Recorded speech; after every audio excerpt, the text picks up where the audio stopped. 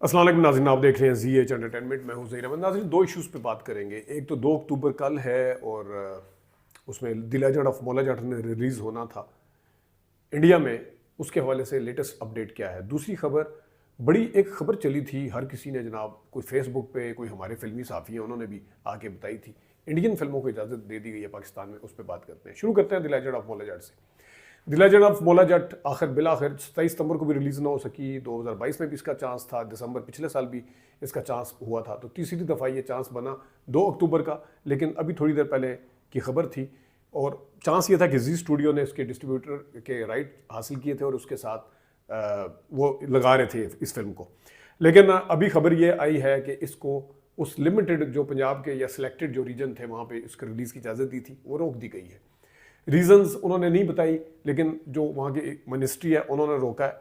लेकिन उसके हवाले से ज़्यादातर बातें यही हो रही हैं कि वहाँ पे धमकियाँ दी गई हैं बाकायदा तौर पर कि इस फिल्म को रिलीज़ ना होने दिया जाए। यानी इतना ख़तरा बन चुका है भारत के लिए, पूरे भारत के लिए। द लेजेंड ऑफ मौला जाट की रिलीज़, यहाँ देखें आए रोज़ इंडियन पंजाबी फिल्में रिलीज़ हो रही होती हैं। यहाँ पाकिस्तान को बड़ा जनाब इंतहा पसंद मुल्क समझा जाता है और पता नहीं क्या क्या समझा जाता है। यहाँ पे जनाब सब सारी फिल्में रिलीज़ हो जाती हैं, कुछ भी नहीं होता।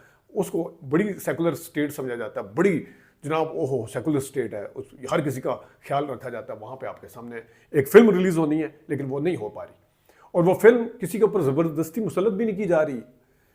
उसके अंदर जिन लोगों ने काम किया उनकी फ़ैन फॉलोइंग है भारत के अंदर, और वो चाहते हैं कि इस फिल्म को रिलीज़ किया जाए। जब उनको लगा कि पाकिस्तान इंडिया के अंदर 2 दफ़ा इसकी पोस्टपोन हुई पहले रिलीज़, तो उन्होंने ये तक कहना शुरू कर दिया कि कब बिलाल अशारी साहब या अमारा हिकमत साहिबा जो है, इनकी प्रोड्यूसर जो है, वो कब इस फिल्म को रिलीज़ करेंगे OTT के ऊपर, कहीं प्राइम पे, नेटफ्लिक्स पे या यूट्यूब वगैरह पे, कहीं पे भी। लेकिन इतनी फ़ैन फॉलोइंग वहाँ पे, सारा कुछ है, इनका इंतज़ार किया जा रहा है फिल्म का, लेकिन एक फिल्म है वो रिलीज़ होने का नाम ही नहीं ले रही।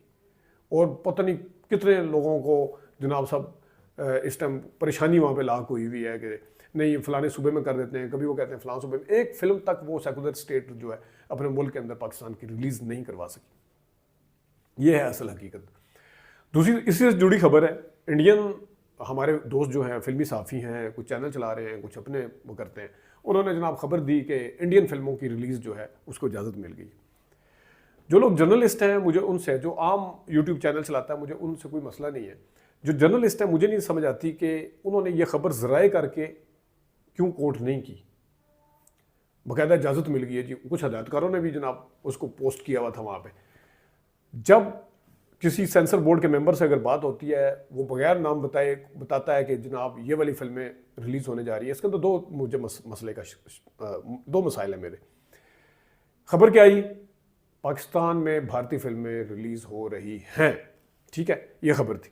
अब लोगों ने क्या समझा, वो जनाब अब करीब अब शाहरुख खान की, अजय देवगन की और फलाने की आमिर खान वगैरह, जिनकी भी फ़ैन फॉलोइंग यहाँ पे, उनकी फिल्मों का इंतज़ार रहता है जिनको, वो जनाब अब उनकी फिल्में देख पाएंगे यहाँ पे। ये आया पहला मसला। जिस तरह मैंने बताया कि अगर किसी ने, हम 16 साल से मैं जर्नलिज्म में हूँ, किसी की जो ऑन द रिकॉर्ड आके बात नहीं करता, अगर कोई ओहदेदार भी है तो आप उसको बताया जाता है कि ये ज़राए की खबर है, ये अंदर के किसी जरिए ने बताया, क्योंकि आप नाम जब नहीं ले रहे तो अंदर के किसी जरिए। तो ये खबर इस तरह नहीं छपनी चाहिए थी। ये छपनी चाहिए थी कि सुनने में आया है, बावसूख ज़राए ने कहा है कि ये होने जा रहा है और जल्द पता चल जाएगा। मैंने जब इसके ऊपर रिसर्च की सारी, कि मैंने कहा किसी अथेंटिक अखबार ने तो लगाई होगी, वो किसी भी अथेंटिक अखबार ने नहीं, अखबार मीन के जियो की वेबसाइट ने कहीं लगाई, कहीं एक्सप्रेस की वेबसाइट ने लगाई, कहीं दुनिया की वेबसाइट ने लगाई, कहीं समा की वेबसाइट ने लगाई, किसी जगह आया हो, नहीं, कहीं पे भी नहीं। तो जब यह खबर इस तरह से नहीं थी तो फिर क्यों इस तरह इसको मशहूर किया गया। फिर मेरी नदीम मोरनीवाला साहब से बात हुई, उन्होंने कहा जी खबर तो हर तरह जगह चल, उन्हें भी मेरी तो नहीं पता था, लेकिन 2 से 3 हफ्ते आपको इंतज़ार करना चाहिए, फिर पता चल जाएगा। ये तो था पहला मेरा इशू, ये है कि इसको ज़राए करके क्यों शाया नहीं किया गया, बताया गया, इसको पक्की खबर करके क्यों बताया गया। दूसरी खबर, जैसा मैंने बताया कि जनाब सब खुश हो रहे हैं सारे कि जनाब खबर फिल्में लगेंगी यहाँ पे, आमिर खान की और दीपिका की और फलाने की, रणबीर की, शाहरुख, सलमान, ठीक है। पता क्या चला कि वो जो बातें हो रही हैं, वो जो फैसले हो रहे हैं, वो साउथ इंडियन फिल्में लगाई जाएंगी। अब साउथ इंडियन फिल्में यहाँ पे अगर लगाई जाएंगी, ये भी एक खबर है, क्योंकि यहाँ पे मैं आपको अभी भी बता दूँ, साउथ इंडियन फिल्मों की जो पाकिस्तान के अंदर व्यूअरशिप है, ये बात बड़ी इंपॉर्टेंट है, वो इलीट क्लास नहीं है। South Indian lower middle class यहाँ पे लोग देखते हैं। मैं अक्सर, मेरा जाना होता है, जिनको खुद से फिल्में डाउनलोड करनी नहीं आती, जिनको खुद से नेटफ्लिक्स देखना नहीं आता, जिनको खुद से कोई ओटीटी का प्लेटफॉर्म देखना नहीं आता, वो बाहर गली मल्ले की दुकान पे जाते हैं, उनको कहते हैं ये 30 रुपए की फिल्म हमें इस यूएसबी में, बल्कि मोबाइल के अंदर डाउनलोड कर दें। ये है साउथ इंडियन की मार्केट। मैं खुद इस चीज़ को बड़े अच्छे से जान दूँ, ठीक है। अब इसमें मेरा पॉइंट क्या है, खबर जो थी ना कि वो जिन स्टार्स का मैंने नाम लिया उनकी आ रही, उनकी नहीं आ रही। पाकिस्तान में फ़ैन फॉलोइंग जो है वो शाहरुख खान की है, वो सलमान खान की है, वो आमिर खान की है, वो अजय देवगन की भी होगी, रणबीर कपूर की भी होगी, वो शाहिद कपूर की भी होगी, वो फलाने जो नए आए हैं उनकी भी होगी, वो हीरोइंस की भी होगी। साउथ इंडियन की फ़ैन फॉलोइंग नहीं है। साउथ इंडियन, मैंने अगेन कहा है कि इलीट क्लास उनकी फिल्में नहीं देखते। आप देख लीजिएगा, इलीट क्लास, ये जो कैनेडियन पंजाबी, जो भी इंडियन पंजाबी, जो चल मेरा पुत और दिलजीत दोसांझ, इनकी फिल्में देखना पसंद करते हैं। वो जो हवा में उड़ के पता नहीं क्या क्या करते हैं, उनकी फिल्में साउथ इंडियन नहीं देखते। लोअर तबका देखता है, और लोअर तबका 1000 का टिकट, 800 का टिकट बर्दाश्त नहीं कर सकता, नहीं ले सकते। वो क्या रिफ्रेशमेंट करेंगे आके। मेरा यही मानना है ना कि किसी ज़माने में सुल्तान रही साहब की फिल्में थी, वो लोअर मिडिल क्लास लोग ज़्यादा देखते थे, मिडिल क्लास लोग भी देखते थे, कथारसिस हो जाता था।